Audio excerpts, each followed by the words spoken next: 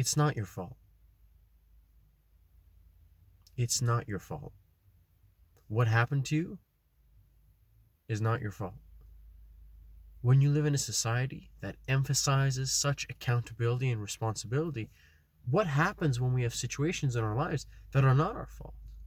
What happens when we start to take responsibility for things that are not in our hands to begin with? What happens when we take too much responsibility? There are certain things that have happened to you in your life that you had no hand in, you had no say in. You did not choose who your parents were.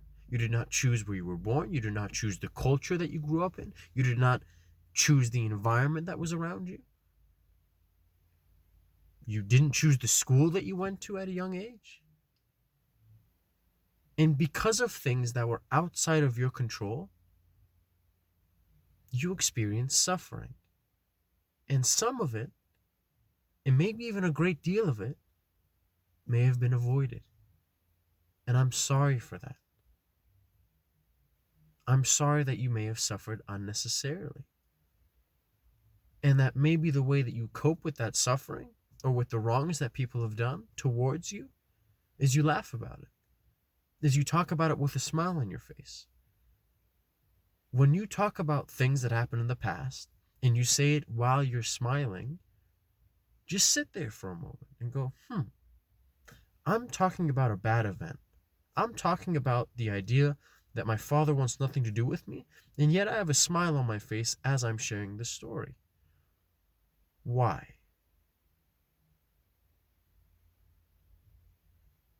There are things that happened to you that you had no say in, that you had no choice in, that you maybe weren't even aware of, decisions that were made on your behalf that drastically impacted your life, if not altered the trajectory of your life for 5, 10, 15, 20 years down the road. You're going, Daniel, be more specific. Look, parents have a huge influence on you, on your personality, on how confident you're going to be, on how courageous you're going to be, on how your level of engagement in society, what you think about authority. When you think about authority, do you think about safety and protection and trust? Or do you think about tyranny and a misuse of power and oppression?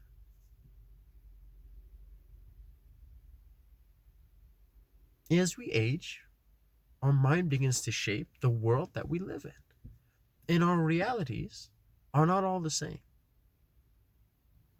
The narratives that we carry in our lives about the world are what shape our view and thus shape the way that we interact with it. If you think that you live in a society that is constantly oppressive and the government's out to get you, you will maneuver one way in life that someone else will do a completely different 180. If they have positive faith in the government and they're a fan of what's going on in their city and they believe in their president or prime minister, when at a young age you're told you will not amount to anything, and you're told that by your parents, the people closest to you, when they tell you you're not smart enough for school, when they tell you you don't have it in you to be successful, what do you think happens to that kid? What do you think happens with his aspirations? Is he going to dream high? Well, my parents are adults, and they're telling me that it's silly to think that way. How many kids are there? How many adults are there right now that are in a miserable situation because of misguidance at a young age? But that's my father, the kid says. I was 7. What was I going to do? Not listen to him? How many children have parents who were involved in dangerous activities, whether it be gang-related or drug-related? And that's your role model. That's the way that you make money. So now when that kid is 13, 14, 15 years old, and he's involved in gangs, he's involved in drugs, and he ends up in prison at the age of 21, we ask that young man to take responsibility. It's your fault. You are where you are. You shouldn't have sold drugs. You shouldn't have engaged in this activity that you knew to be illegal. You must take accountability for your actions. Is there an element of truth in that? Of course. Of course. But to overlook the impact of the environmental factors and how it would have literally changed the trajectory of millions of young men and women across the world. It's just utterly wrong to think if any one of us was in a different position with different parents who were engaging in dangerous lifestyles or even being abusive, you don't think we would have turned out differently? There are things that happen to you in life that are not your fault. And I can't imagine when you think back to those things if you feel frustrated, if you feel sad, if you feel anxious, if you feel angry, if you feel guilt. And I'm genuinely sorry that you went through that. And now looking back, you're in a predicament that is heavily influenced because of those decisions that someone else made on your behalf.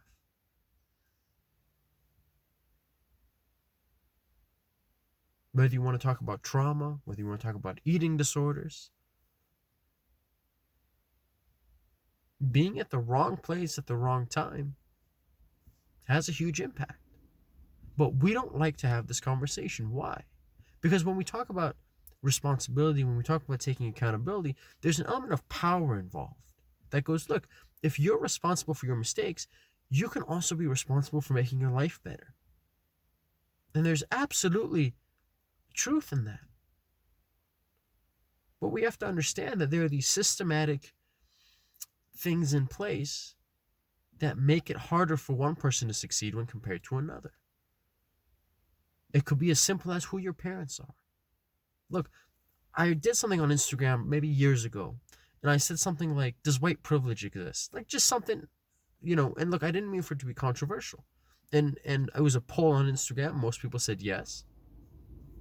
And then I had a couple of other polls. And guess what the following ones were? I said, does pretty privilege exist? I said, does financial privilege exist? Does geographical privilege exist? Does able-bodied privilege exist? What do you tell the kid who grows up with a physical disability? Something that does not allow him or her to function at the level which we would quote as being normal in our society. What happens? Well, you don't take in sports as much as other people. Getting on the bus is a little bit more difficult. How about driving? So I guess you can't drive if it's something to your legs. So there are people who have these impairments, these things that they did not cause. Maybe they were born with. Maybe these are things that happened to them. And unfortunately, we live in a society where if we start doing this, if we start doing what I'm saying, it comes off as complaining. Daniel, what's complaining going to do? If you sit down with a psychologist and just complain from morning till night about how much life sucks, you're not going to be any better.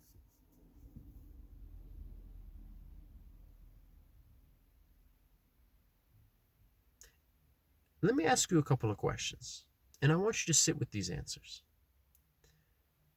Is it okay to feel sad? Is it okay to feel upset? Is it okay to complain?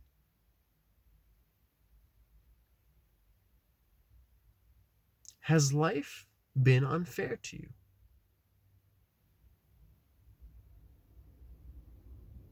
Is that something worth complaining about?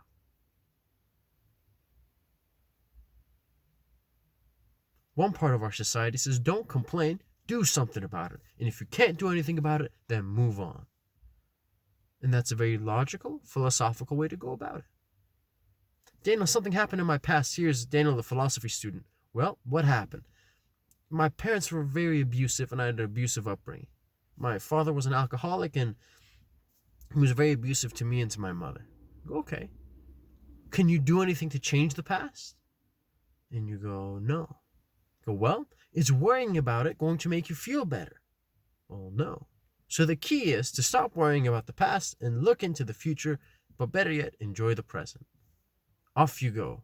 Ending YouTube video. Thank you for listening, everybody. Take care.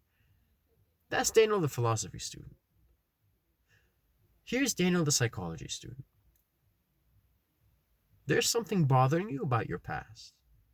And it doesn't matter if it was a year ago, 5 years ago, 10 years ago, last night. The fact of the matter is this. You have feelings right now in the present that are hurting and that need to be dealt with. The event itself happened years ago, but we're not talking about the event. We're talking about your feelings. That's the problem. Years ago, I heard a psychologist say, I had a client come into my office and he talked about the death of a family member. And the client said, this is a big problem for me, the fact that my family member died. And the psychologist, and I'm paraphrasing, said, that's not the problem. Because people die all the time. You knew your family member was going to die, like everyone does. He goes, the event is not the problem. The problem is your thoughts and feelings toward that event. So when they passed away and you immediately had thoughts of, I'm never going to hold you again. I'm never going to be able to listen to your stories. I'm never going to be able to hold your hand and look at you in the eyes. That's what hurts. And then it's the thought of, I should have been kinder to you. I should have been sweeter to you. When you asked me to take you to Walmart, I should have said yes. When you asked me to go on walks in the morning, I should have said yes. I'm starting to regret it. So now you have feelings of guilt and sadness and anger. I should have been better. Like, that's the problem. So when someone shares with you maybe a deep memory of the past and says, look, this thing's bothering me. It's in the past. Let it go. What's in the past? What's in the past exactly? The event? Yeah, we've both established that. There is something about the event that is present. What is it? It's those individuals' feelings. Your feelings about it are what matter. My boyfriend did this to me 3 years ago. Okay. And I'm still hurting to this day. And I still blame myself for what happened. I take accountability. I know my boyfriend was abusive, but I probably had it coming. And now I'm scared to get into another relationship because for whatever reason, even though my father was abusive and my boyfriend is abusive, I'm worried that I can only date guys who are abusive. And I feel guilty and sad and scared right now in the present. The problem isn't what happened 3 years ago. The problem is the feelings that you have right now in the present.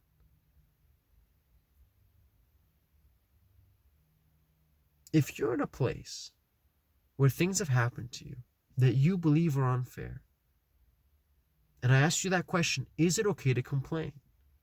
If you believe that life has been unfair to you, can you, instead of suppressing that voice and saying, well, complaining won't do anything and it happened in the past, so I have to let it go, can we sit there for a moment and just acknowledge it? What if you sat there and thought to yourself, you know what?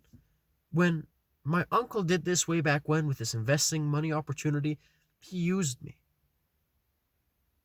That was unfair. I trusted him. He was my elder. I put trust and faith into him. That was unfair of him to do that to me. And I feel really upset because of it. And I don't forgive him to this day. Maybe verbalizing our feelings isn't such a bad idea. Even if it comes across as complaining, even if we think the right thing to do is to forgive. Really? Where did you hear such a thing? What if you don't forgive someone? What if you're still angry at them? Would you look at them in the eyes and say, I forgive you, when internally you still have this burning desire to yell at them and to shout and to cry? You have situations that are not your fault. And if you want to take time to sit with those and complain and cry and yell, do whatever it is you need to do, not only do I think that's not a bad thing, I would encourage it. Mind you, I'm a psychology student. I'm not a counselor. I'm not a therapist. I'm not a psychologist. But with my little experience and feelings, I notice a theme of wanting to move on too quick. So when your buddy's girlfriend leaves him, the first response is, come on, man, let's go out. Let me cheer you up. Let's go out to get drinks, right? When you give your parents bad news, what are they? Silver lining, right? Oh, well, don't worry, it's not a big deal. Because we immediately try to find something good in the bad to change your mood, rather than the next time your friend says something sad to you, do the opposite. Sit in it for a little bit. Your friend tells you that his girlfriend left him. Instead of saying, let's go out for drinks to get your mind off of it, let's do the opposite. Oh, I see. What feeling do you have in your chest right now?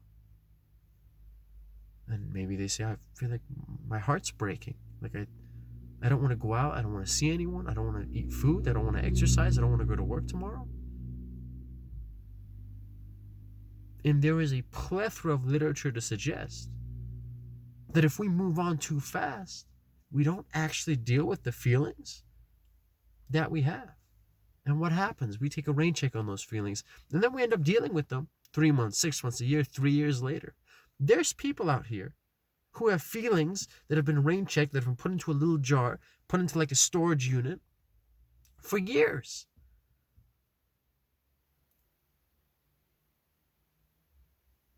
If your partner left you and you loved them dearly, and the moment they left, you didn't cry at all, and you were out on a date the next day, and you really, really loved them, and then all of a sudden 6, 8, a year, 3 years from now, you're still thinking about them, there's something unresolved there.